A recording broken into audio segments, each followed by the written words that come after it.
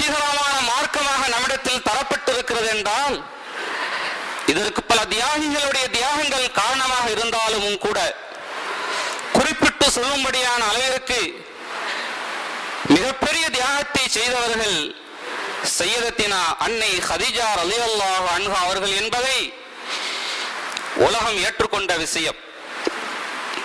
கண்ணியத்திற்குரிய இஸ்லாமிய பெருமக்களே,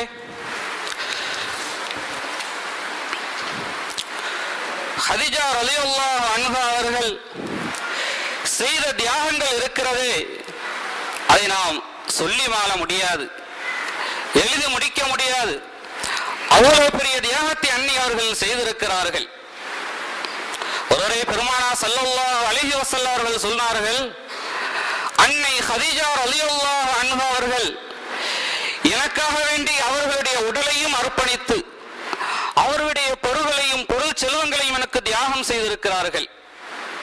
அவர்கள் செய்த அந்த தியாகத்திற்கு அவருடைய பொருளாதாரம் எந்த அளவுக்கு இந்த இஸ்லாமிய மார்க்கத்திற்கு செலவிடப்பட்டிருக்கிறது என்பதற்கு ஒரு எடுத்துக்காட்டு சொல்ல வேண்டும் என்றால், கண்ணியத்திற்குரிய இஸ்லாமிய பெருமக்களே, செல்வ சீமாட்டியாக செல்வம் கொளிக்கும் குடும்பத்தில் பிறந்த அன்னை ஹதீஜா ரலியல்லாஹு அன்ஹா அவர்கள் இறுதி நேரத்தில் அவர்கள் வஃபாத்தாகக்கூடிய நேரத்தில் ஓலை குடிசையில் அவர்கள் வஃபாத்தானார்கள் என்றால் எந்த அளவுக்கு தங்களுடைய செல்வத்தை இந்த இஸ்லாமிய மார்க்கத்திற்காக வேண்டி அவர்கள் தியாகம் செய்திருப்பார்கள் என்பதை நாம் யூகித்துக் கொள்ள முடிகின்றது அல்லவா? உண்மையிலே இந்த இஸ்லாமிய மார்க்கத்திற்காக வேண்டி அவர்கள் தங்களுடைய சொத்து சுகங்களை எல்லாம் பொருளாதாரத்தை எல்லாம் அவர்கள் அளித்தார்கள் என்று சொல்வதை விட இஸ்லாத்திற்காக செலவழித்து நன்மைகளை வளர்த்தார்கள் என்று சொல்வதுதான் பொருத்தமானதாக இருக்கும். ஏனென்றால் அழிவு என்றால் எதற்காக சொல்லுவோம்? அழிவு என்றால் ஒரு காரியத்தை செய்துவிட்டு அதற்கு பிரதிபலனை நிச்சயமாக எதிர்பார்க்க முடியாத ஒன்றுக்கு பேர்தான் அழிவு என்பதாக சொல்லப்படுகிறது. உதாரணத்திற்கு சொல்ல வேண்டும் என்றால், இந்த நிகழ்ச்சி ஏற்பாடு செய்யப்பட்டிருக்கிறது. இந்த மௌலித் ரசூல் மீலாது நபி ஸல்லல்லாஹு அலைஹி வஸல்லம் அவருடைய இந்த நிகழ்ச்சிக்காக வேண்டி எத்தனையோ ஆயிரம் வெள்ளிகள் செலவு செய்யப்படுகிறது. இதற்கு பெயர் அழிவு அல்ல. ஏனென்றால் இதற்கு பிரதிபலனை நிச்சயமாக அல்லாஹ் தஆலா இந்த உலகத்திலே தருகின்றான். ஒரு பட்சம் அப்படி தராவிட்டாலும் கூட நிச்சயமாக இதனுடைய பிரதிபலனை கியாமத்தில் அல்லாஹ் தஆலா ஒன்றுக்கு பல மடங்காக கொடுத்து விடுகின்றான். எனவே இஸ்லாமிய மார்க்கத்திற்காக வேண்டி செலவு செய்யப்படக்கூடிய ஒவ்வொரு சல்லி காசுகளும் கூட அதற்கு பெயர் அழிவு என்று சொல்வதை விட அதை கொடுத்து நன்மைகளை வளர்த்தார்கள் என்பதாகத்தான் சொல்ல முடியும். அந்த வகையிலே அன்னை ஹதீஜா ரலியல்லாஹு அன்ஹா அவர்கள் இந்த இஸ்லாமிய சத்திய மார்க்கத்தை வளர்ப்பதற்காக வேண்டி, இதை பரிபடுத்துவதற்காக வேண்டி தன்னுடைய உடலையும் தங்களுடைய பொருளாதாரங்களையும் அவர்கள் தியாகம் செய்ததை போல நிச்சயமாக எந்த ஒரு மனிதரும் செய்திருக்க முடியாது. அந்த அளவுக்கு அன்னை ஹதீஜா ரலியல்லாஹு அன்ஹா அவர்கள் மிகப்பெரிய தியாகத்தை செய்திருக்கிறார்கள்.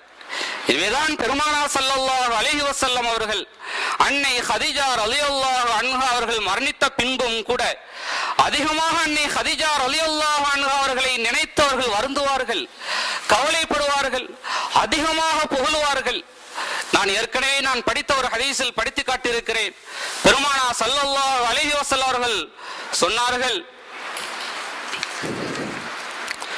அஃதலு நிசாஇ அஹ்லில் ஜன்னா, சொர்க்கத்துடைய பெண்களிலேயே சிறந்தவர்கள் ஹதீஜா பின் ஹுவைலித் ரலியல்லாஹு அன்ஹா. சொர்க்க பெண்களிலேயே சிறப்புக்குரியவர்கள் அன்னை ஹதீஜா ரலியல்லாஹு அன்ஹா அவர்கள். ஃபாத்திமா பின்தி முஹம்மது ஸல்லல்லாஹு அலைஹி வஸல்லம், முஹம்மது ஸல்லல்லாஹு அலைஹி வஸல்லம் உடைய அருமை மகளார் ஃபாத்திமா ரலியல்லாஹு அன்ஹா அவர்கள். மரியம் இப்னத்தி இம்ரான், இம்ரான் அவருடைய மகள் மரியம் அலைஹிஸ்ஸலாம் அவர்கள். அதாவது நபி மூசா அலைஹிஸ்ஸலாத் நபி ஈசா அலைஹிஸ்ஸலாத்து வஸலாம் அவருடைய அருமை தாயார் மரியம் அலைஹிஸ்ஸலாத்து வஸலாம் அவர்களும் அந்த சிறப்பினை பேற்றினை பெற்றிருக்கிறார்கள். அடுத்தபடியாக சொன்னார்கள், ஓ ஆசியா பின்த் மஸாஹிம், மஸாஹிம் என்பவருடைய அருமை மகளார் ஆசியா அம்மையார் ரலியல்லாஹு அன்ஹா அவர்கள். ஆக இந்த 4 பெண்மணிகளும் சொர்க்கத்தின் பெண்களுடைய சிறப்பினை பெற்றிருக்கிறார்கள் என்றால் காரணம் என்ன தெரியுமா? இந்த 4 பெண்களும் மிகப்பெரிய தியாகத்தினை இந்த சத்திய மார்க்கத்திற்காக செய்திருக்கிறார்கள். நாமெல்லாம் தெரியாத ஒன்றல்ல. ஆசியா அம்மையார் ரலியல்லாஹு அன்ஹா அவர்கள் ஃபிரௌன் அன்றைய ஆட்சியாளன், கொடுங்கோல ஆட்சியாளனாக இருந்த ஃபிரௌனுக்கு மனைவியாக இருக்கக்கூடிய அந்த நிலையிலும் கூட ஃபிரௌன் எவ்வளவு பெரிய கொடுங்கோலன், எவ்வளவு பெரிய அநியாயக்காரன் என்பதை நாம் அறிந்திருக்கிறோம்.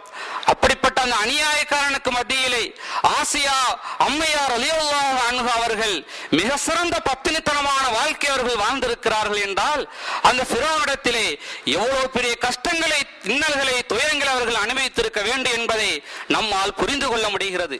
எனவேதான் சொர்க்கத்தின் பெண்களிலேயே சிறப்புக்குரியவர் என்பதாக பெருமானார் ஸல்லல்லாஹு அலைஹி வஸல்லம் அவர்கள் புகழ்ந்து சொல்லியிருக்கிறார்கள்.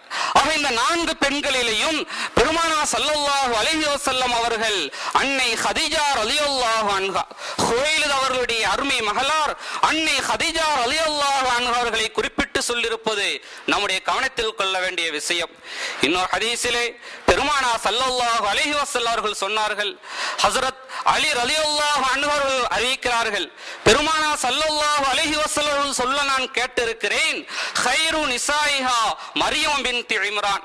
அன்றைய காலத்தில் மரியம் அலைஹிஸ்ஸலாத்து வஸலாம் அவர்கள் வாழ்ந்த அந்த காலத்தினுடைய பெண்களிலேயே மரியம் அலைஹிஸ்ஸலாத்து வஸலாம் அவர்கள்தான் சிறப்புக்குரியவர்கள். அடுத்து சொன்னார்கள், வகைரு நிசாயிஹா ஹதீஜா பின்த் குவைலித். ஹதீஜா ரலியல்லாஹு அன்ஹாவுடைய வாழ்ந்த அந்த காலத்திலே, அந்த காலத்தில் வாழ்ந்த பெண்களிலேயே அன்னை ஹதீஜா ரலியல்லாஹு அன்ஹா அவர்கள்தான் சிறப்புக்குரியவர்கள் என்பதாக பெருமானார் ஸல்லல்லாஹு அலைஹி வஸல்லம் அவர்கள் சொல்ல நான் கேட்டிருக்கிறேன் என்பதாக அறிவு பட்டணத்தின் தலைவாயில் ஹஜ்ரத் அலி ரலியல்லாஹு அன்ஹு அவர்கள் அறிவிக்கிறார்கள். கண்ணியத்திருக்கிறவர்களே, இந்த அளவுக்கு பெருமானார் ஸல்லல்லாஹு அலைஹி வஸல்லம் அவர்கள் அன்னை ஹதீஜா ரலியல்லாஹு அன்ஹா அவர்களை புகழ்ந்து சொல்வதற்கு காரணம் என்னவென்றால் அந்த அளவுக்கு அன்னை ஹதீஜா ரலியல்லாஹு அன்ஹா அவர்கள் பெருமானார் ஸல்லல்லாஹு அலைஹி வஸல்லம் அவருடைய வாழ்க்கையில் பங்கெடுத்துக் கொண்டு அவருடைய எண்ணற்ற துயரங்களுக்கு, கஷ்டங்களுக்கு அவர்கள் ஆளாக இருக்கிறார்கள் என்றால் எப்படிதான் மறக்க முடியும் அருமை சகோதரர்களே.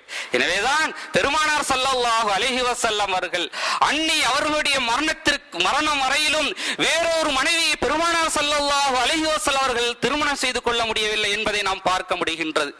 அன்னி ஹதீஜா ரலியல்லாஹு அன்ஹா அவர்களை மணமுடிக்கும் பொழுது பெருமானார் ஸல்லல்லாஹு அலைஹி வஸல்லம் அவர்களுக்கு 25 ஆண்டுகள், அன்னி அவர்களுக்கு 40 ஆண்டுகள், திருமணமாகி ஏறத்தாழ 25 ஆண்டு காலத்தில் வரலாற்று குறிப்பு சொல்கின்றது 24 வருடங்களும் 6 மாதங்களும் அன்னி அவர்களோடு வாழ்க்கை நடத்திருக்கிறார்கள் பெருமானார் ஸல்லல்லாஹு அலைஹி வஸல்லம் அவர்கள். ஏறத்தாழ 20 ஆண்டு காலத்தில் பெருமானார் ஸல்லல்லாஹு அலைஹி வஸல்லம் அவர்கள் வேறொரு திருமணம் அவர்கள் செய்து கொள்ளவில்லை, வேறொரு பெண்ணை அவர்கள் நிக்காஹ் செய்து கொள்ளவில்லை. அன்னி அவர்களுடைய மரணத்திற்கு பின்பு உண்டான அந்த 10 ஆண்டு கால வாழ்க்கையில் தான் 11 மனைவிகளாக, இப்படி எத்தனை மனைவிகளாக வரலாறு சொல்கிறதோ அத்தனை மனைவிமார்களை மணமுடித்தது எப்பொழுது? அன்னை ஹதீஜா ரலியல்லாஹு அன்ஹா அவருடைய மறைவிற்கு பின்புதான் என்பதாக வரலாறு சொல்லிவிட்டதற்குரிய காரணத்தையும் நமக்கு சொல்லாமல் இல்லை. என்ன சொல்கிறது தெரியுமா? அன்னி அவர்கள் உண்டான அந்த பிரியத்தின் காரணமாக, அவர்கள் செய்த அந்த தியாகத்திற்கு நன்றி செய்யும் பொருட்டாக பெருமானார் ஸல்லல்லாஹு அலைஹி வஸல்லம் அவர்கள் அதுவரையிலும் அவர்கள் வேறு நிக்காஹ் செய்து கொள்ளவில்லை. இப்படிப்பட்ட சந்தர்ப்பத்திலே பெருமானார் ஸல்லல்லாஹு அலைஹி வஸல்லம் அவர்கள் அன்னை அவர்கள் மரணித்த பின்பும் கூட அவருடைய பிரியத்தின் காரணமாக, அவர்கள் மீது உண்டான அந்த அன்பின் காரணமாக, அவர்கள் செய்த அந்த தியாகத்திற்கு நன்றி செய்யும் பொருட்டின் அடிப்படையிலே அன்னை அவர்கள்